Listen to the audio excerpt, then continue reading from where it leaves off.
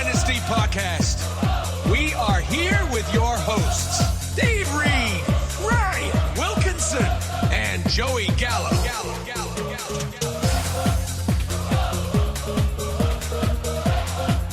Welcome in again to another episode of the NSFW Dynasty Podcast. Week 13 is in the books, boys. I'm your host, Dave Reed, joined by my co-hosts, Ryan Wilkinson and Joey Gallo. How you boys feeling? Doing good. 1 week. I'm on sleep right now. 7 days, 2 hours, and 41 minutes till the fantasy playoffs. So getting excited for sure. Love the countdown.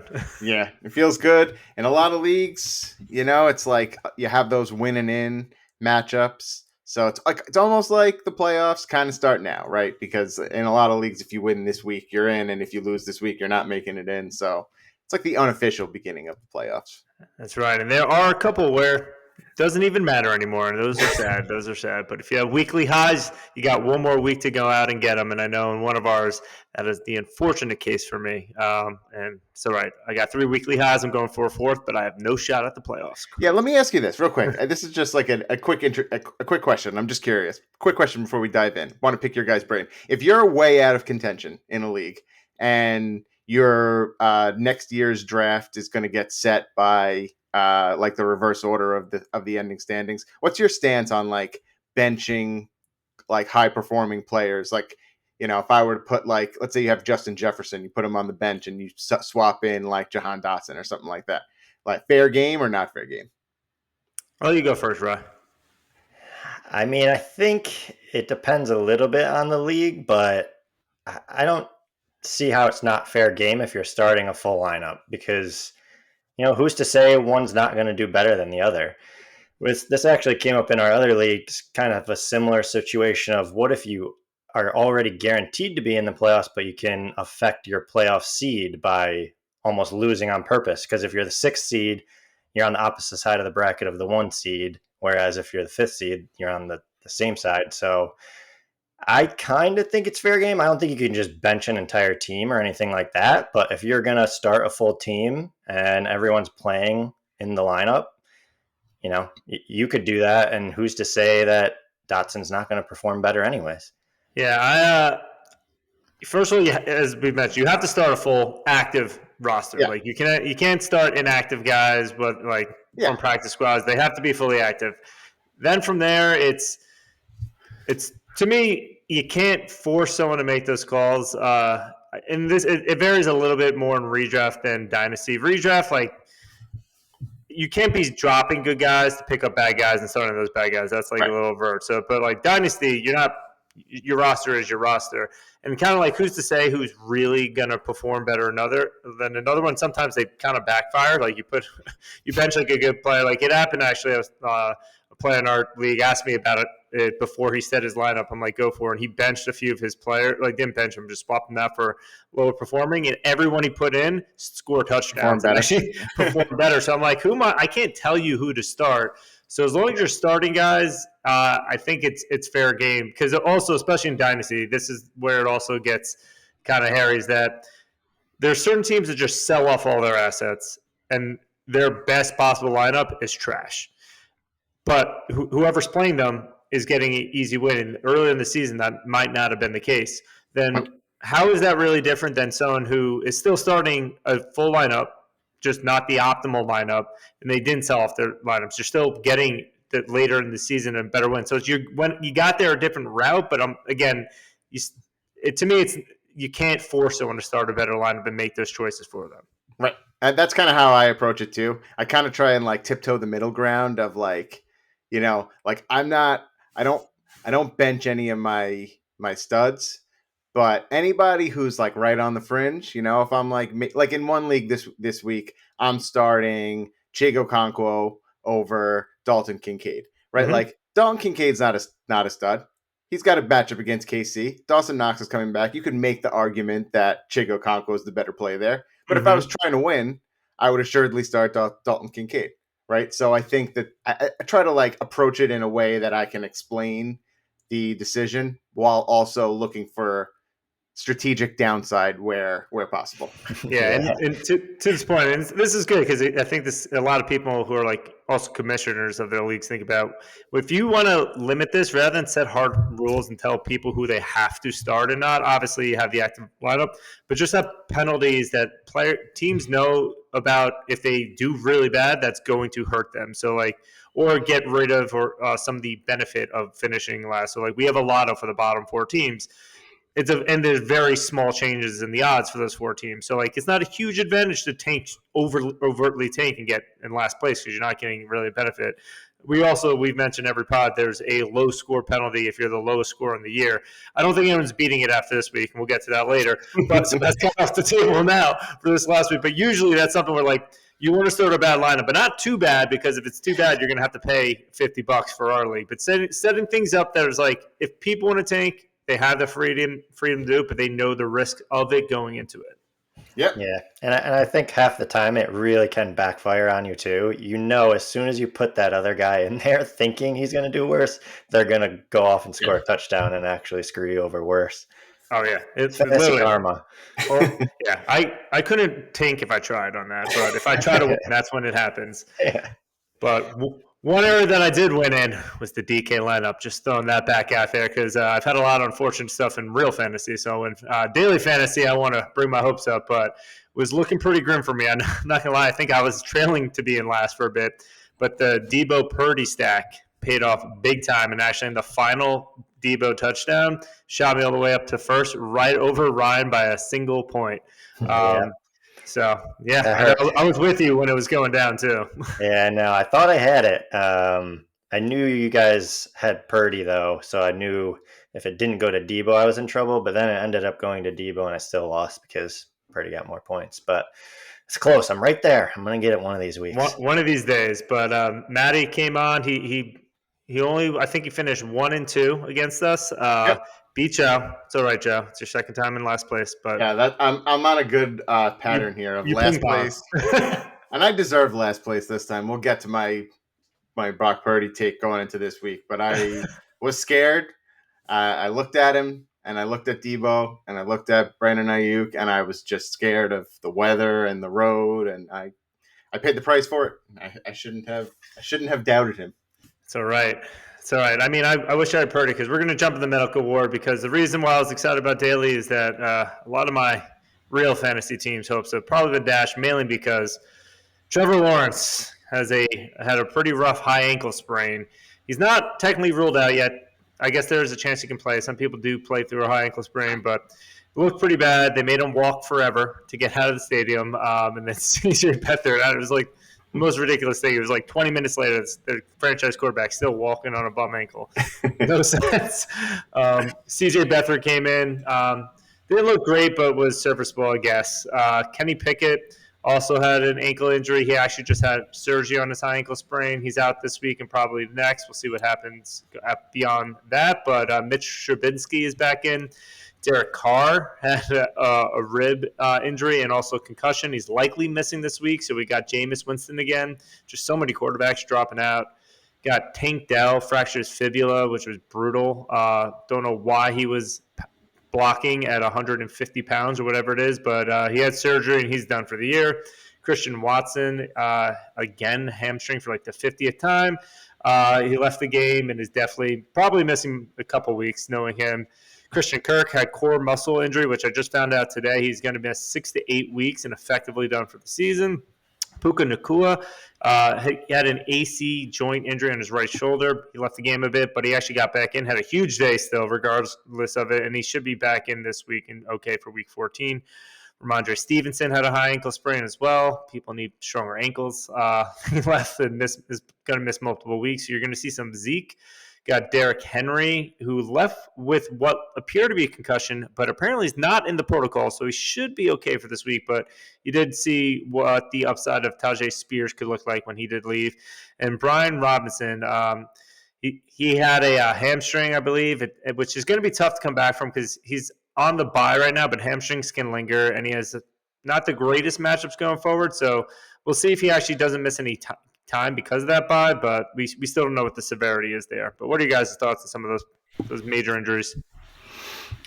Yeah, just another list of, some pretty big names. I feel like we talk about it every week, but some big name quarterbacks, wide receivers, and running backs going down. I think An Christian elite Kirk, quarterback, elite, elite. Trevor Lawrence. I think Christian Kirk and Tank Dell for the wide receivers going down is pretty big. Both of them weren't, a top 10 wide receiver, but they were having pretty good years and became really good, wide receiver 2 or flex options for you.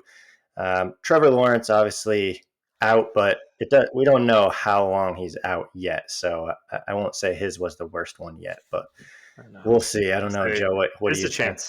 There's a chance he plays. I'm impressed with the volume, the sheer volume of different injuries Derek Carr has sustained throughout the course of the season. And none of them being talent. Yeah, like guys like suffer from nagging injury, like the same injury nagging them. I feel like Carr's had like 5 different injuries throughout the course of the season. The Kirk one hurts. I think it hurts the whole. I mean, obviously, right? Like Kirk and Lawrence both. I thought that the Jags as a team were a little. I mean, if they had won that game, they would have been the number 1 seed overall in the AFC, and they just, to me, they don't read as a number 1 overall seed in the AFC. I think maybe they're a little bit worse than their record, but from a fantasy standpoint, the passing offense seemed to be working the best last week when Zay Jones had come back and they had the full complement of their receivers out there. The passing offense looked pretty good this week, even after Kirk went out. And what is the rookie who stepped in for him? Not Washington. I think it is Washington, actually. Yeah, might be. I'll look it up. He kind of Parker. Yeah. He performed pretty well in Christian Kirk's absence. So, I mean, maybe it's an opportunity for him. He's a little bit intriguing for me. And yeah, that's pretty much it. The unfortunate thing for Kirk, probably the most unfortunate thing, is that Twitter, for the 24 hours after his injury, was spreading rumors that he suffered like a testicular rupture or torsion or something like that. So he had everybody talking about how his injury was related to his groin or his balls. And it turns out that it was actually a core muscle injury. But there's quite a few articles out there. I was reading one right before we started recording that was like, did Christian Kirk really suffer testicular torsion? And what is that? So what is that? Yeah. I think we've asked the question. Yeah. So leave the man's balls alone. Yeah. Unfortunately for him, it seems to be a core injury, but it's unfortunate to have that type of stuff going around Twitter, you know? Yeah. Geez. I mean, would you consider your balls your core? Depends. I don't know. Yeah. I mean, maybe that's just what they're calling it. Who knows? Yeah, no. I'm just asking. I'm asking questions, people. Yeah, there were a bunch of painful. I mean, Christian Watson was actually looking like he was starting to become what we hoped all season long. So that kind of stinks that got derailed again. But this is just kind of who Christian Watson is. He's just going to have like nonstop hamstring injuries. And then Derek Carr, as you mentioned, he's always hurt, but you got Jameis Winston coming in. I'm an Olave owner. You don't like to see anyone get concussed, but you're almost like excited going into the playoffs. Yeah. Like the ceiling has been raised for your boy. So I'm trying to withstand my excitement, but pretty pumped there. And then Tank Dell is just like, you hate seeing it because he was. I think like just the week before you start talking that he was going to be a top 15 wide receiver in Dynasty. And we were all like doubting him because he was too small. And then of course, why is he blocking in the middle of that scrum? Like, yeah, on like a 1 yard scrum. A 1 yard line. Yeah. A goal line pound from Dameon Pierce. And I don't know how Tank Dell's there. Like, why is he even on the field in that package? Doesn't make sense, but yeah, some brutal injuries, but we got a couple more coming back. You got Dallas Goedert's coming back this week, it sounds like, so that's exciting. I know a lot of people are excited to get him back. And Justin Jefferson, finally, I think he was a full participant in practice today. He will be playing in Week 14. But there were a couple we obviously have our weekly awards, but there were a couple other things we want to call out. I'm a little biased. Devon Achane, dude, God, he came back from injury, and he looked great. Like, he finished where he picked up where he left off. He finishes the RB4, and the last 4 full games that he's played, he's finished RB1, RB4, RB4, and RB4. This guy's amazing. I'm so excited. Can he keep it up? Probably not. And Mike Evans, monster day, 7 for 162 and 1, and first ever player now to have 10 consecutive seasons over 1,000+ yards, which is just pretty wild. But want to talk more about the comedy of the Jets QB situation, guys. What's your guys' thoughts? Did you follow all the dramatics over the weekend of what was going on there? Yeah, I saw it just because you sent it, which I thought was hysterical. That there was talk of Zach Wilson maybe being the starter, but then questioning if he even wanted to be the starter, which it sounds like now he's actually going to be. But either way, yeah, what a disaster of a situation there. Boyle has now been released, and they went with Simeon, but he got in and was terrible, and now Ripon, I think. Right, yeah, Ripon this time, but Zach is starting again. But it's interesting for sure. Brett Ripon. I have to shout out to the fantasy footballers. The nicknames on their show have always killed me. But this season, they coined Brett Ripon farts.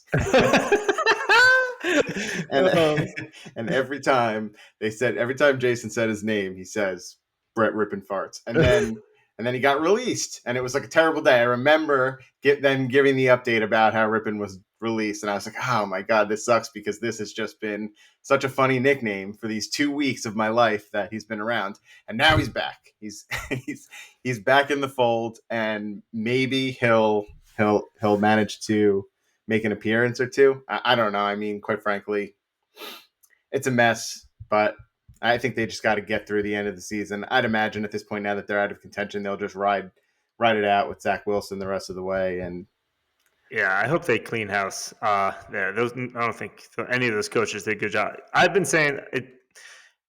So many other teams with far less overall talent than Jets have talent everywhere, have figured it out to not look as pathetic as the Jets have looked. They have not made any adjustments at all, and I don't think they've had the lower QB talent when you start looking at like rookies like DTR or DeVito looking better than what the Jets have been doing. But yeah, I'm hoping to get some more ripping action in there, because that'd be pretty fun for content. Be good for the content. Yeah. Be good for the content. But yeah, a couple final notes there. I mean, the Texans are, despite losing Tank Dell in a thriller on the last play of the game, won another game and looking like playoff contenders. Well, I don't know about contenders, but definitely playoff team. Chiefs don't really look that great, and the lack of weapons is kind of show there. But Green Bay, like Jordan Love is honestly starting to look really, really good lately. So some of these teams, as the NFL season still has a few more weeks to go, these are the players you want to start eyeing for dynasty or whatnot.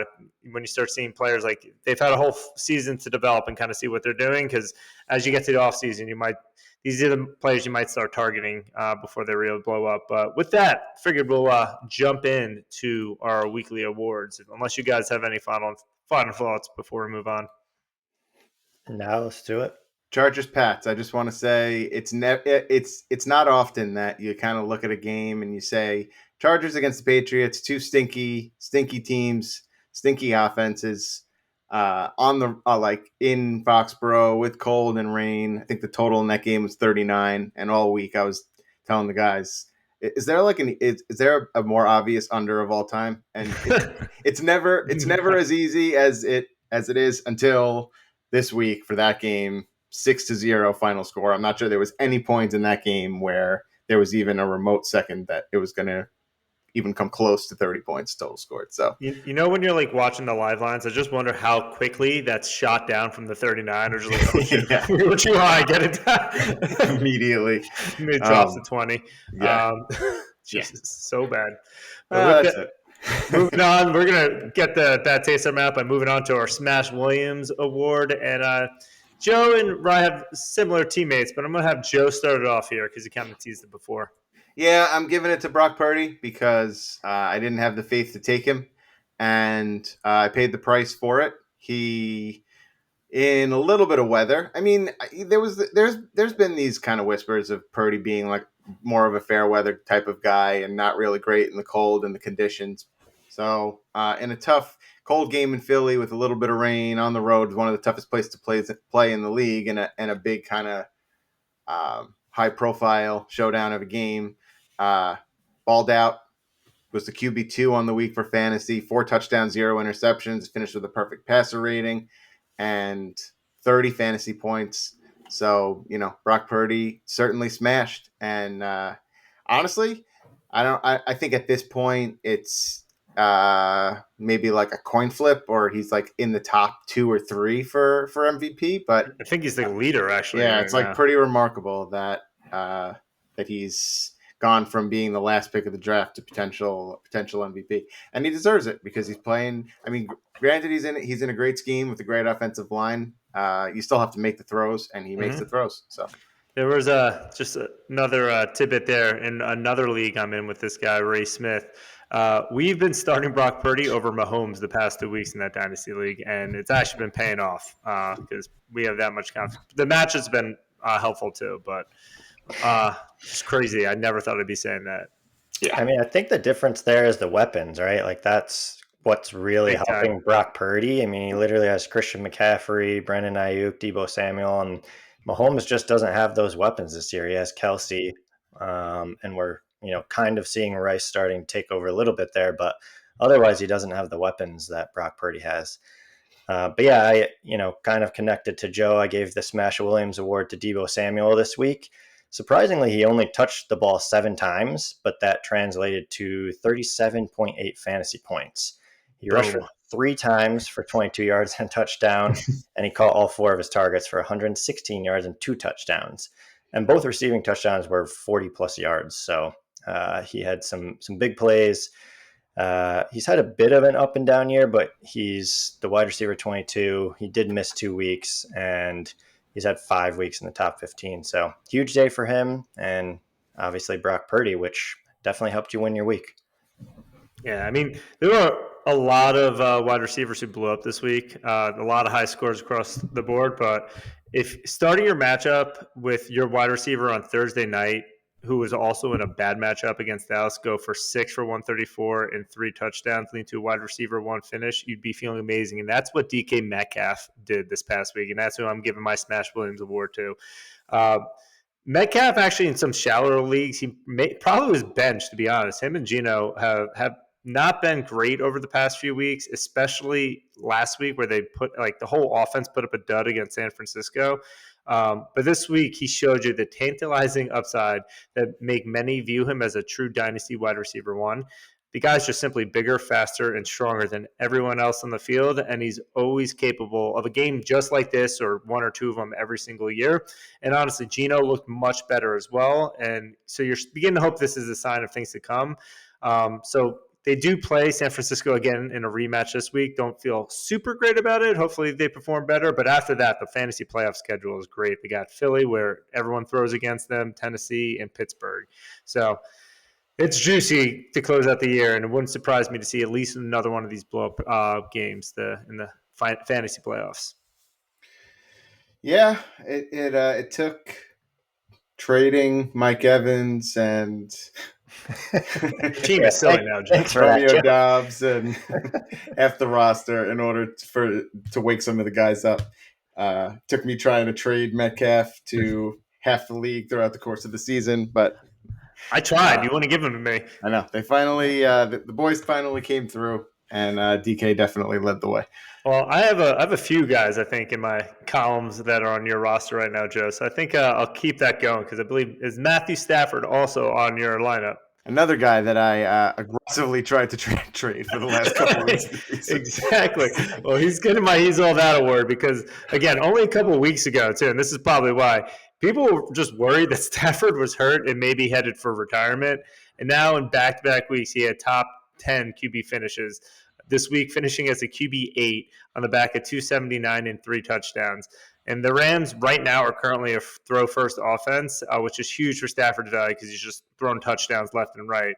And in a landscape right now where quarterbacks, as you heard us, are dropping like flies in the medical ward, the old busted quarterback that you may have gotten on the cheap at the deadline or is now on a team that was trying to sell him and couldn't, as Joey's team is, he could turn into a league winner down the stretch. And Joe, don't worry, we still have a consolation or toilet bowl bracket that he can ball out for you on.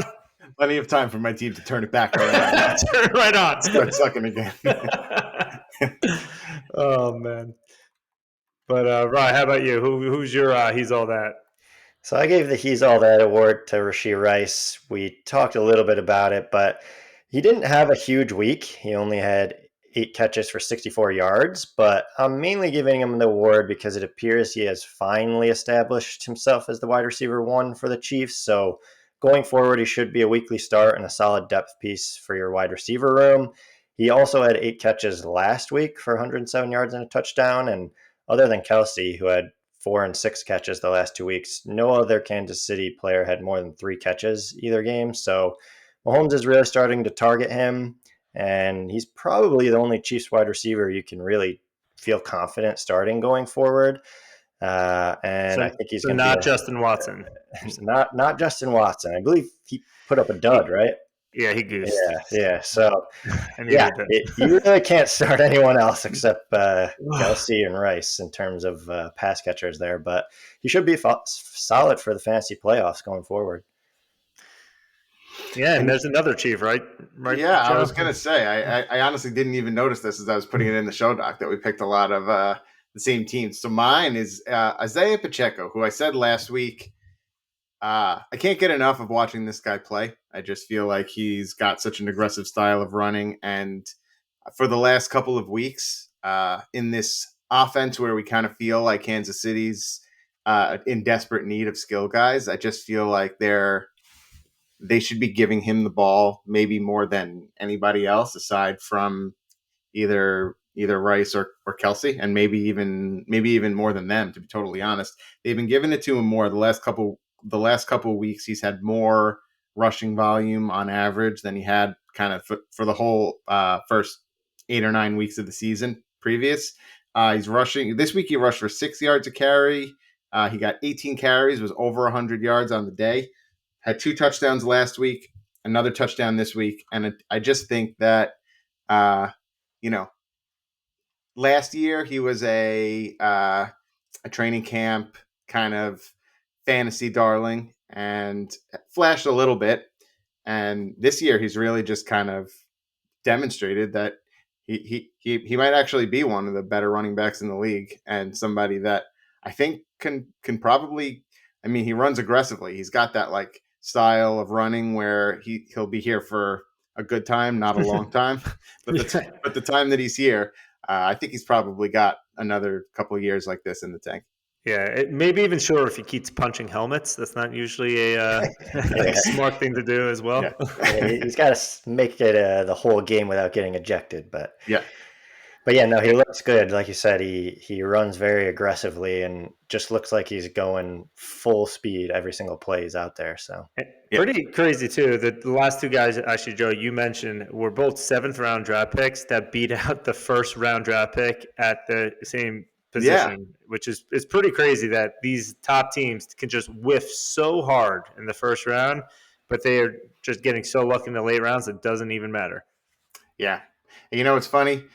I wasn't sure who my "you're not that guy" is going to be, but the comment you made there just gave me an idea of who we might go with. So all right, we'll put a bookmark in that one. Put a bookmark. Remember, guys. You can fast forward. We'll tell you when it was. But anyway, Joe, why don't you keep it going because your next guy is definitely the most fun one. We're happy to see this guy back in the league. Yeah, Joe Flacco. It's a great story, and when you hear that he's going to be out there and starting, you're kind of just like 38 years old. Like, how the hell is he going to look? And QB 13 on the week. He had 17 fantasy points. Somehow threw for over 250 yards. Threw for 2 touchdowns, which is more touchdowns than Jalen Hurts and C.J. Stroud and Patrick Mahomes and Kyler Murray and Sam Howell and Justin Herbert. So I got to say, good job by you, Joe Flacco. And I mean, I think it'll be interesting to see where the Browns go in the future, right? With DTR likely recovering from his concussion and coming back. I don't know if Flacco's gonna get another opportunity this week, but he filled in admirably. So good job, Joe Flacco. Yeah, he looked serviceable, and that's honestly why the Jets QB situation is such a disaster to me. Like, there are these guys out there that they could have picked up and actually had at least a serviceable QB. And you look at the 4 or 5 guys they've gone with recently, just every single one of them is basically droppable. So it's just mind blowing. They already had the Joe Flacco jersey. It was already made. Just like, bring them back. It makes no sense. But I'll keep it going. I gave the Doug Flutie Hail Mary Award to Zay Jones. He finished with 10.3 fantasy points, nothing huge, but on a week that had a few buys, he was serviceable in your flex if you threw him in there. And then going forward, it depends a bit on the health of Trevor Lawrence, but he did have 8 targets, and this was really his first game back since week 1 where he had a high snap share percentage. So, Christian Kirk is now out. He's in. If Trevor Lawrence is fully healthy, he probably will support Evan Engram and Zay Jones, and he could be a really good flex going into the fantasy playoffs. Yeah, love Zay Jones. He's always been someone that I feel like has always been a good streamer, and you don't realize, I don't think enough people realize how good he is until he's actually on your team. But the injuries of this year has kind of made it harder to get him in, and obviously now Trevor Lawrence, please get healthy. But yeah, if he's healthy, huge upside there to close out the season. But with that, I'll jump into my Doug Flutie Hail Mary Award, and that's James Conner. Revenge game narratives are always fun going into the week, and James Conner was going up against his former team in the Steelers. But when they actually come through, it's even more fun. And he actually finished this week as the RB5 with 22.5 points on 25 carries for 105 and 2. And honestly, most of this season, he's been a bit of a disappointment, mainly due to injury, but he's also playing for a bad team. And lately, he's had a weird lack of usage, especially last week, that made it starting Conner like a pretty risky proposition. He hadn't scored double digits in points since week 3. And this game, if you watched it, which took all day, was the most bizarre thing ever. There was 2 long weather delays. You actually almost forgot what was going on at all. It felt like it was ending after the 4 p.m. slot of games, and it was in the 1 p.m. slot, Eastern Standard Time, of course. But regardless, Arizona relied on Conner throughout this game, which you love to see. And Arizona actually got up early and leaned on him to ice the game.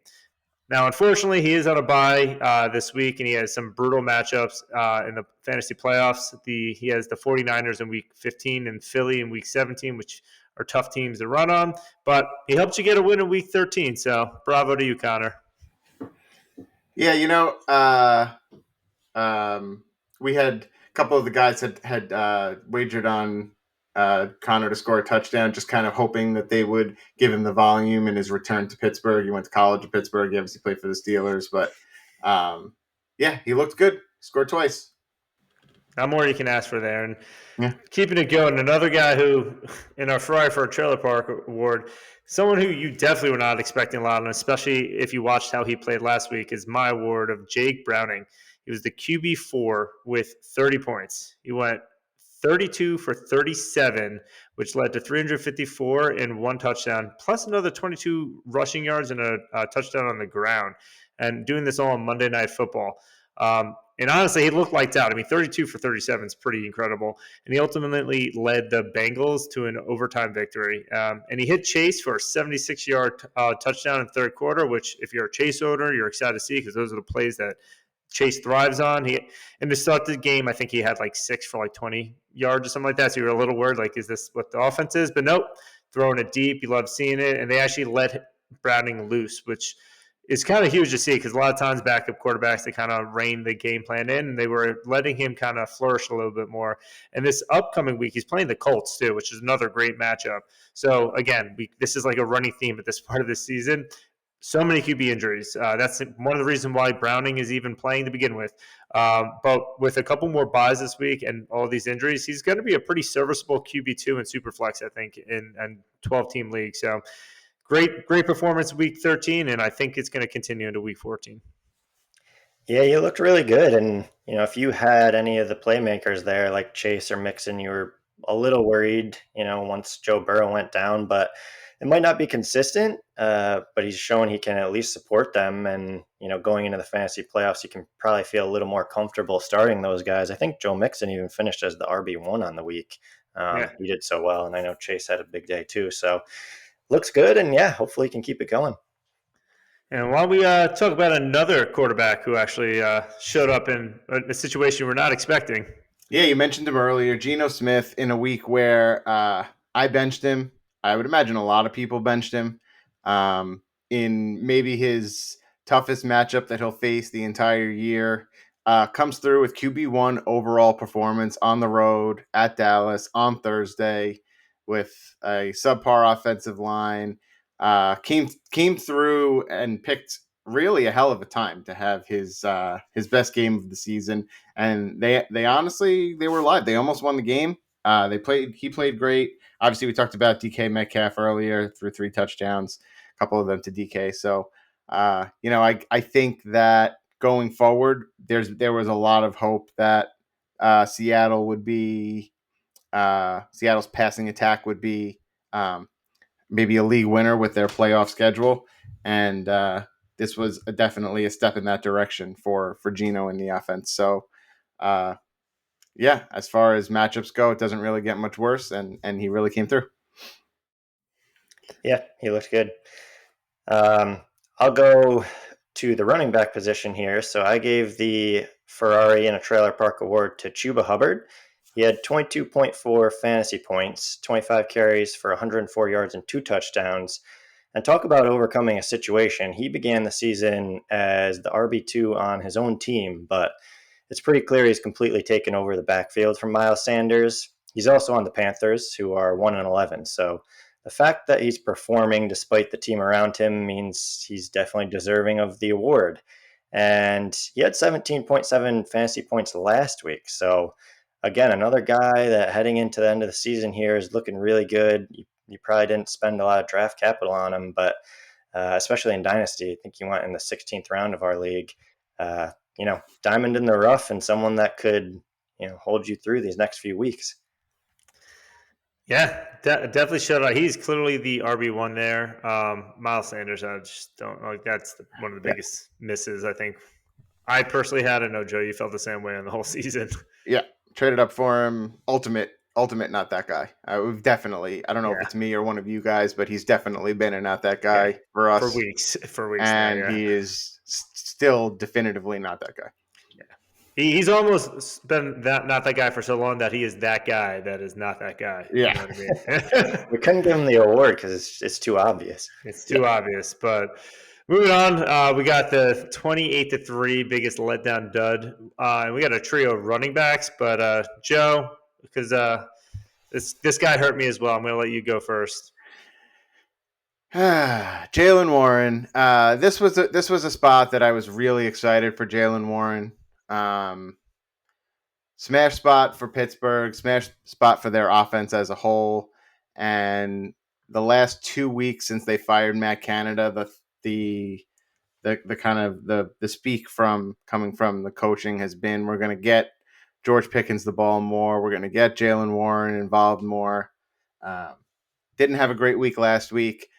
6 fantasy points this week, which is obviously a major letdown against Arizona. But then if you look at the numbers, right, like he ran for 6+ yards per carry. He basically got 9 rushes, turned that into 60 yards. But again, he sees 45 or 49% of the snaps compared to Najee's 65, 70. And the fact that the game script was bad doesn't necessarily help from a running perspective, but you would think he would be on the field more than Najee. But, even towards the end of the game, they still had Najee out there when they were in 2-minute drill offense, just trying to scramble to get additional points on the board to salvage it from being, not a complete embarrassment. I think he deserves more opportunity than he's getting. And I think if he got more opportunity, I mean, look, like we talked about the 3 weeks before Matt Canada's firing. He had put together weeks of 12, 18, and 24 fantasy points, over 100 yards 2 of those 3 weeks. Had quite a bit of involvement in the passing game, 4 targets, 3 targets. But, the fact is he's a victim of the committee that he's in. And if you can't overcome a matchup against Arizona, then I'm not necessarily sure how much confidence owners can have in Warren heading into the playoffs. And he's got some, New England this week, New England's actually, their defense is actually half decent. They have set some kind of a record for most consecutive games giving up fewer than 10 points, but still losing. But they face after that they face Indianapolis, Cincinnati, and Seattle, which are good, pretty decent matchups for a running back. But I just don't, unless something happens to Najee, I just think it's going to be a coin flip for which one of them is going to come through for you. Yeah, and Warren, he actually had 59 yards, and I'll tell you why I know that. Because the line was 59.5, which I took, and I would have wished he got to 60, and I was like, yeah. And as you saw, he had the yards per carry, just wasn't getting the work. It was a weirder game. They were down to the Cardinals, which typically doesn't happen. So, if they were up in the game, maybe there's more opportunity to run. But I agree. If Najee's going to get that much more work, it makes starting Warren riskier when just a few weeks ago it looked like he may be the lead back and could run away with it. So I still love him. Still one of my guys, but definitely was a letdown there. Yeah, it hurt. But, yeah. Talk about a guy who is not splitting carries and is getting a full workload, but still not performing. I gave the 28-3 award to Austin Eckler. I believe Dave gave him the award last week as well, but he deserves it again. 3.7 fantasy points, his lowest total of the season. He's averaging 5 points per game over his last 3 weeks. And he rushed 14 times for 18 yards. So it was real bad. And talk about the New England defense.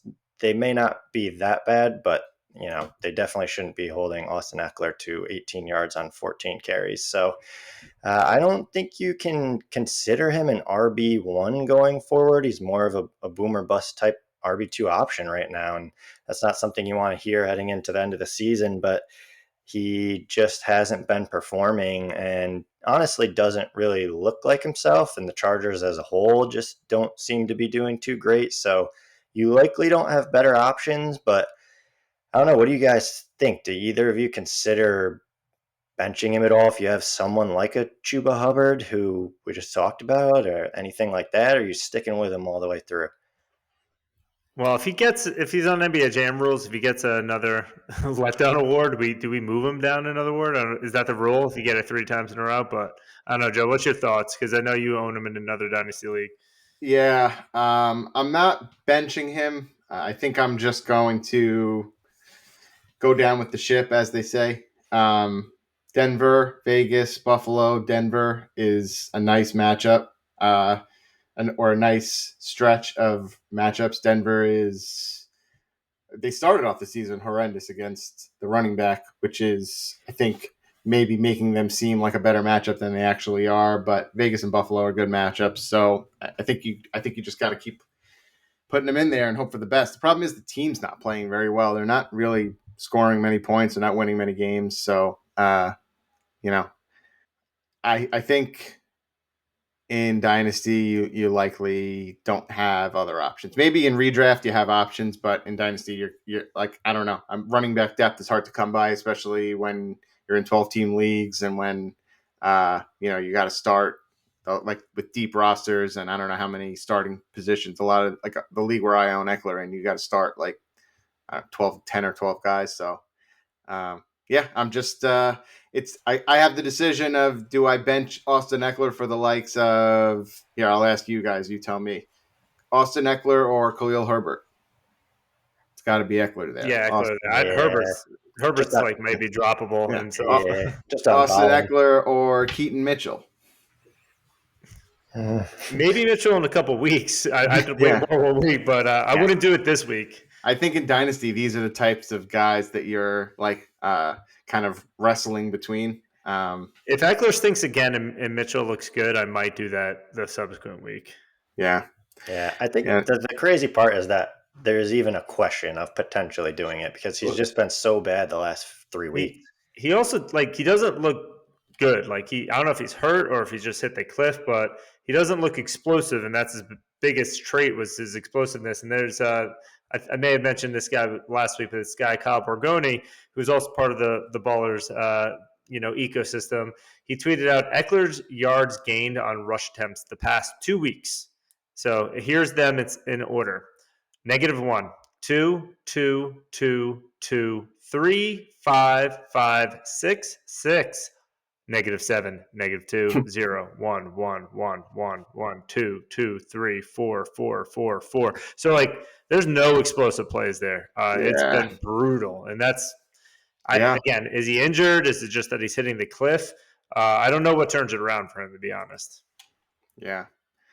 Yeah, I think you just got to ride it out. Hope that he finds the fountain of youth and go out in a blaze of glory. Maybe he leads you to a championship this year, and you can sell him for whatever you can get in the offseason. Yeah. Yeah. Who knows? But we got another guy that kind of has a different career path than the Eckler that we just talked about, but Zach Moss. He's returning from the dead with the Jonathan Taylor injury.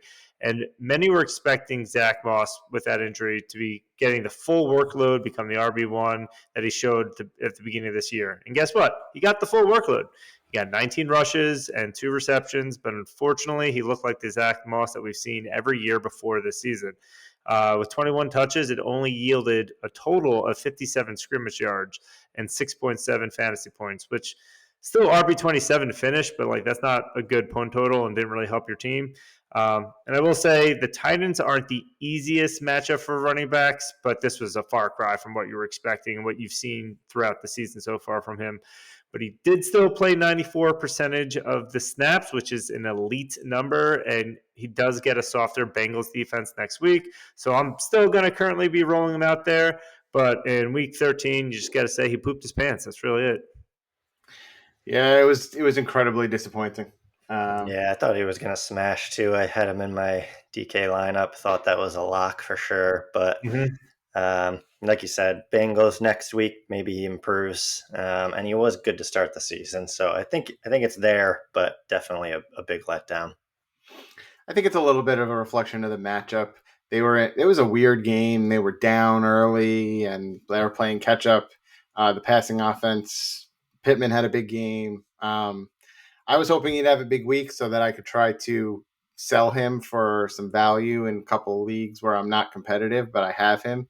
And, the Ballers were talking about him as a potential league winner with with the Colts playoff schedule and Jonathan Taylor being out, but he didn't really do much. He had one opportunity to go out there and put himself on display to bump up his trade value for me, and he didn't do anything. So I held on to him because I'd rather hold than give somebody what I think is a bargain.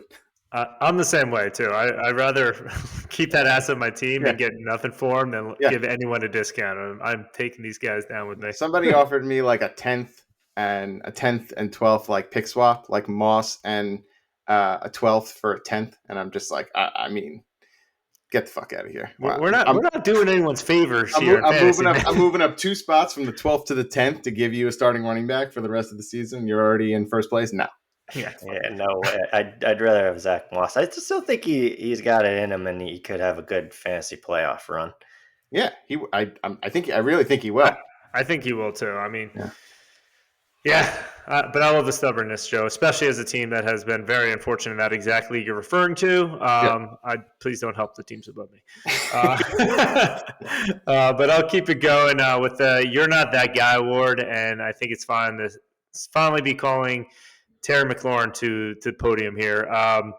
Cardio King himself, he played 82% of snaps, ended up with 3 targets, going 0 for 0. Scary Terry ghosted your fantasy team and my DK lineup, yet I still somehow won. Sam Howell is leading the league in pass attempts, and the assumed wide receiver 1 for Washington is currently the wide receiver 30 on the year, and he hasn't even had his bye yet, where basically every other team has. He does have 100 targets already, but that's just for 60 receptions, 694 yards, and 2 touchdowns on the year. He hasn't scored double digits in 5 weeks, and he now finally does go on his bye. And then after that, he has the Rams, Jets, and 49ers to close out the fantasy playoffs. No, thank you, in my opinion. And in Dynasty, you honestly may not have any other options. So I'd be spending week 14 scouting all the rookies and other young players on my roster currently, see if any of them are starting to be featured more in their offenses, because I honestly might start pivoting away from McLaurin in the fantasy playoffs. Like, you simply cannot trust him right now. I honestly would not be surprised to see guys like Mingo or Hyatt or even Wicks and Tillman be better options down the stretch in the fantasy playoffs. But wanted to see what your guys' thoughts on what once was a big name in Terry McLaurin. Yeah, I mean, he's definitely been scary. Just hasn't been great. We have him, and honestly, like you said, we saw he has a bye this week, and my head kind of went, "Oh, that's kind of maybe a good thing. We'll get him out of our lineup. We don't have to feel score the same thing as last week." Yeah, because he's one of those guys where you feel like you have to start him. He is getting the targets. He is a name. He is supposed to be a wide receiver 1, but he's just not performing. So we're moving him to our bench because he's on. You can get that muscle motion in of like moving him out and putting that rookie in and seeing. Then if it does well, then it's not a huge risk. You're like, I already did it last week. Might as well do it again this week. Exactly. So we'll see how it goes. But yeah, he hasn't been great. It's just a weird offense. It's been frustrating all year with the off and on target volume for Jahan Dotson, and Curtis Samuel all of a sudden the last couple of weeks has had this resurgence where he suddenly looks to be Sam Howell's number 1 or most preferred target. So it's just a weird offense. It's hard to predict. I still really, really like the talent, and I think that in a different situation he could be performing significantly better. But it's tough to anticipate where the touchdowns are going to go in this offense, and right now currently they're going to Sam Howell on the ground. Quite honestly, yeah. But I was just gonna say that he rushed for 2, and they are passing the ball around a lot, if anything, too. Because like you said, Dotson's had some weeks, McLaurin has had some weeks, Logan Thomas had some weeks, Curtis Samuel is now relevant, and then Sam Howell is rushing. So it's a bit tough to predict who you actually want to start on that offense right now. You want to start Sam Howell. But the other thing about McLaurin, he's 28. He's going to be 29 next year, too. I don't know how much more you get out of this guy, to be honest. Yeah, we'll see. But another wide receiver that I had, who I'm giving the "you're not that guy" to, Hollywood Brown.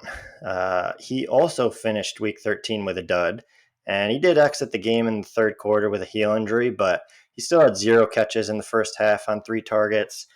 He had 12 targets last week, but still only caught 6 of them. He started the season scoring over 10 fantasy points in 4 out of the first 5 weeks, but over the last 8 weeks, it's been brutal. He's only had 10 points, 2 weeks where he's had more than 10 points, and those were 11 and 12-point weeks. So everyone thought he would turn it around with Murray coming back, but his production hasn't improved at all.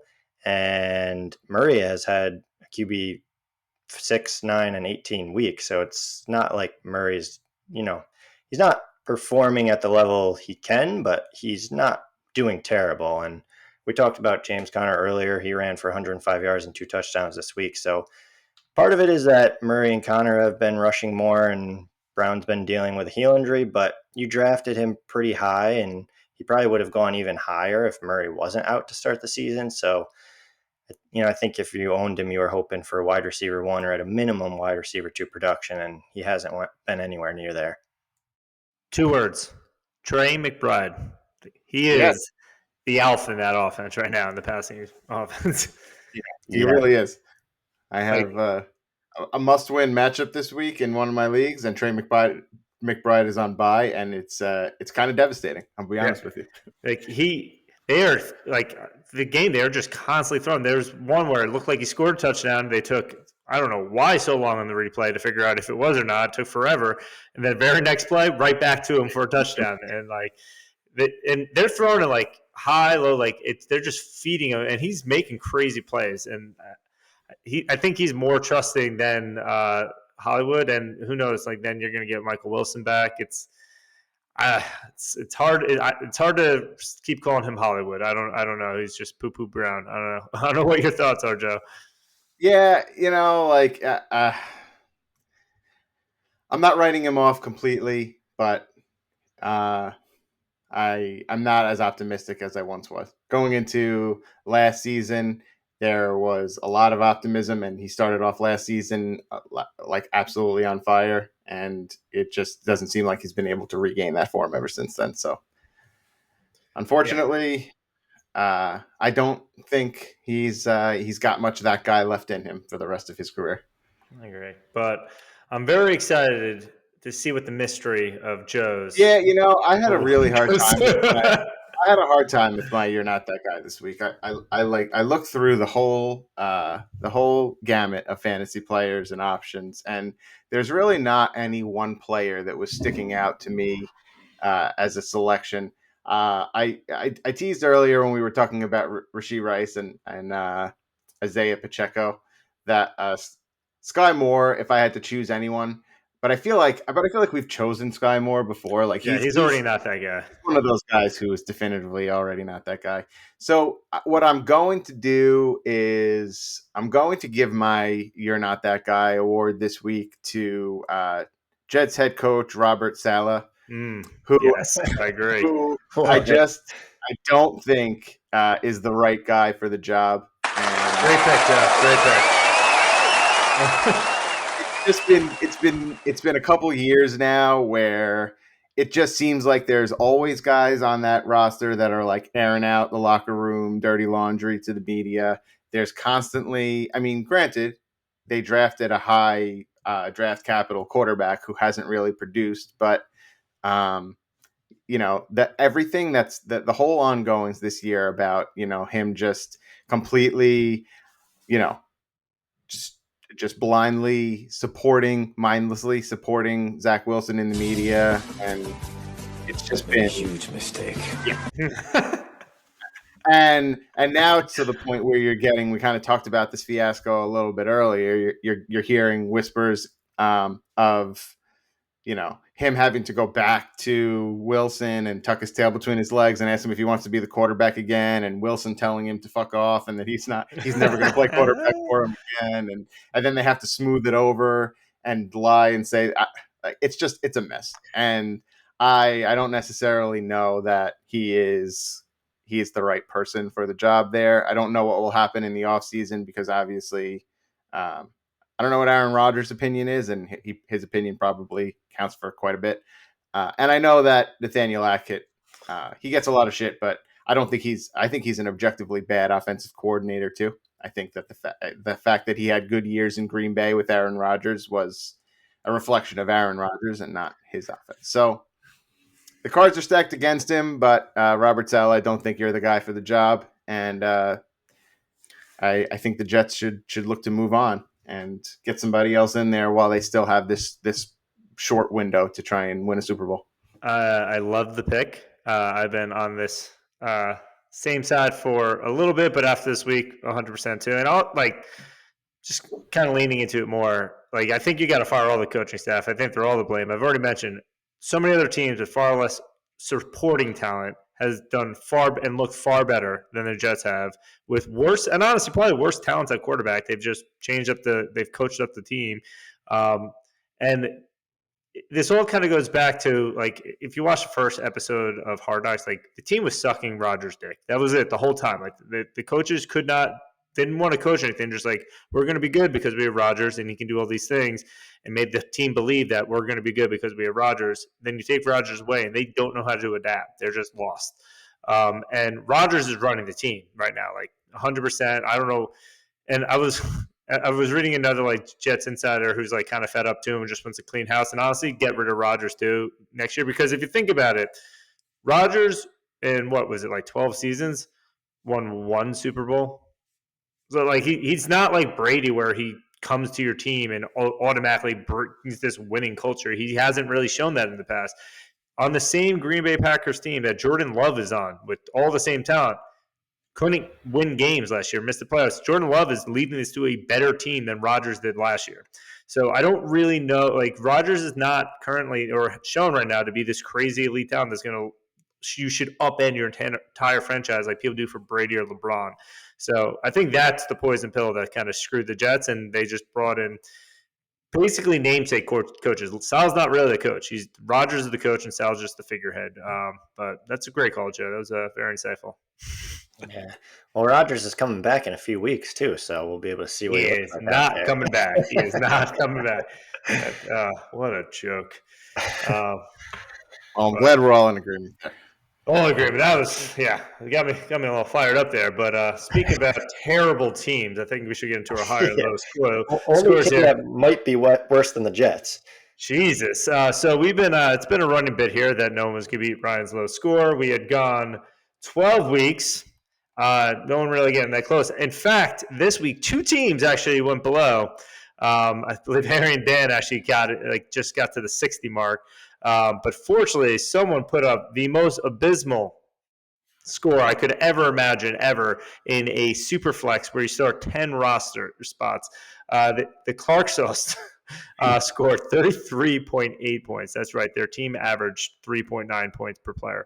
That is out of control bad, and that is not going to get beat with 1 week left to go, I can safely say. But they are now the holders of the lowest score.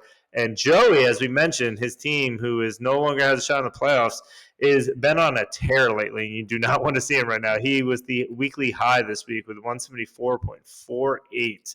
I mean, I said it, I think, week 11 when I played you, and you didn't have Bijan or Pittman and almost beat me. I was like, I don't want to play Joey's team because he's going to get 2 of the best players, and his team is putting up points. Yeah, I mean, and what's the high score on the? I think it's 200. Like 200 will get you there. Ryan just missed 199.48. So not even 199. You can't even round up to 200 technically. I'm gonna have to do some math to see my replacement value players, Hunter Henry and Miles Sanders, that I had in there for Mike Evans, who was dealt. Your optimal score was 202. Yeah, I wonder if I had kept Mike Evans too, and what are you gonna do, right? The team's looking good for next year. We're getting confidence under the belt, and we're looking ahead to 2024. We just need Team Kropa to fucking lose. Get those picks as soon as humanly possible, so that extra first round pick is nice and high. He's playing the team that scored 60 points last week, so not looking great. And his team is has rediscovered its early season form and is back to dominance. Yeah, I mean, I put up a huge week and he blew up. I mean, he had 2 guys that scored more than Clark Sauce's entire team scored. There were 6 players that put up more than a whole team put up. 2 of them were on Krope's team, and Debo and Tyreek, unreal. But that's a good segue into with 1 week left, a couple of our key matchups.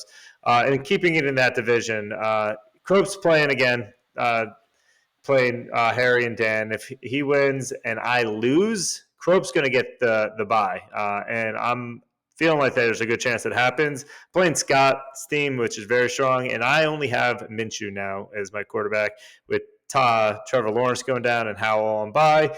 I am projected to win, but I hate when I'm projected to win because that just scares me, and I feel like my team puts up a dud. But yeah, who knows? I could be slipping in out of the division lead and falling out of my bye spot with that loss this past week. And then a couple other key ones is Caffer and Mike Williams are already pretty much locked up the number 1 seed because they are playing Clark Sauce, who they just could start 3 players and beat Clark Sauce. Does not have many good options. Many good options.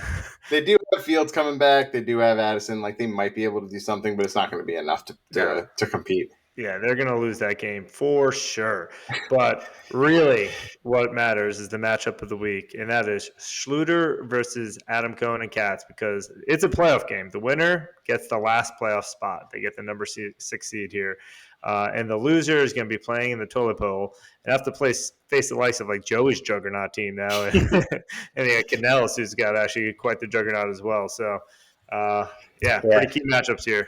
I have to say, we were excited to pull out the win on Schluter. We won by 0.06 points. I thought for sure we were going to lose it at the end there, but knowing we're playing Joe this week, who, like you said, is doing really well, we were able to lock in that playoff spot. So that'll be an interesting one for Schluter and Adam and Katz. Really the main interesting one to see. And then, like you said, we were hoping we could potentially jump Mike and Mike for the bye, but considering they're playing Clark Sauce, we have no chance. Not happening, yeah. And I also just want to formally apologize to Schluter. In every league I'm with him, he has just been getting screwed.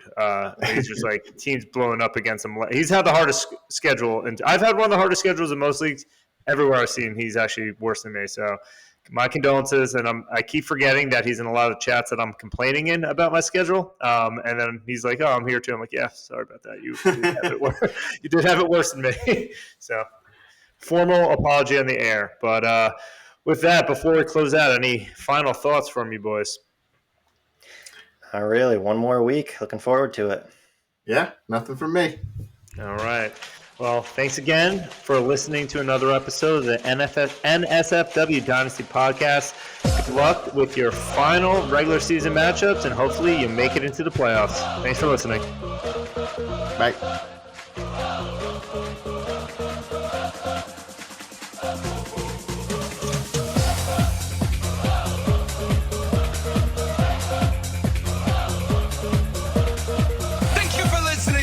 Episode of the NSFW Dynasty Podcast. Tune in next time.